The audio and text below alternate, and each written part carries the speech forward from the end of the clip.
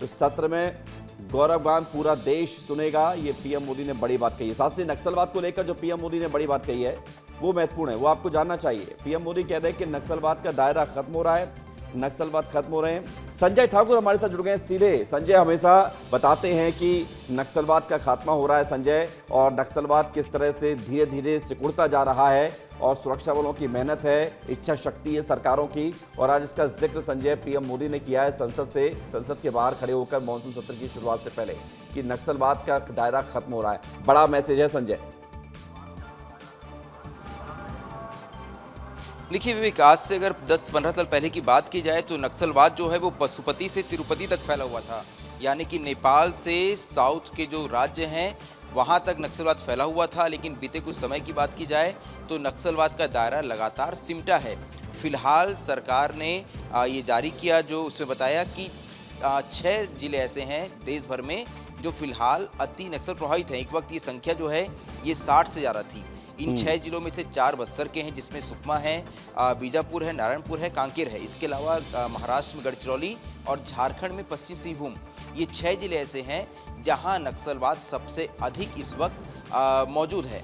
यही वजह है कि सरकार ने जो डेडलाइन तय की है 31 मार्च 2026 की, सरकार ने अपनी पूरी ताकत झोंक दी है, फोर्सेस अपनी पूरी ताकत झोंक दी है इस इलाके में।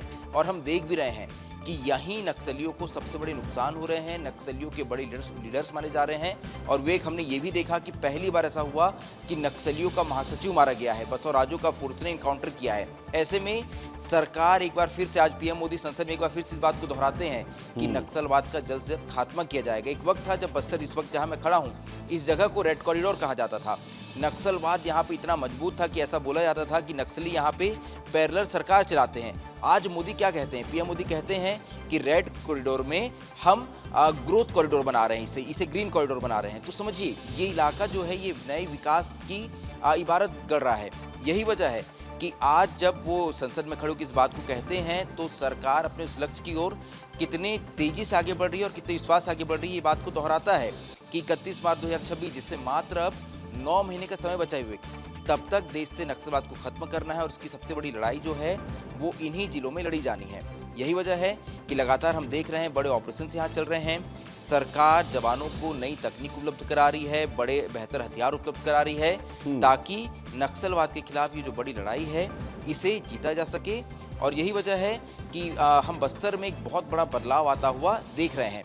नक्सल संगठन भी विवेक इस बात को मान रहा है कि हाँ, नक्सल संगठन को पहली बार बीते 18 महीनों में सबसे अधिक नुकसान हुआ है। आपने ये बड़ी बात कही है संजय, बहुत शुक्रिया आपका हमारे साथ जुड़ने के लिए, जानकारी के लिए जो आप जिक्र कर रहे हैं पीएम मोदी की बातों को बताते हुए, कि उन्होंने जब जिक्र किया कि नक्सलवाद का खात्मा हो रहा है तो वो सफर कैसा रहा है, इस सफर के बारे में संजय बता रहे थे।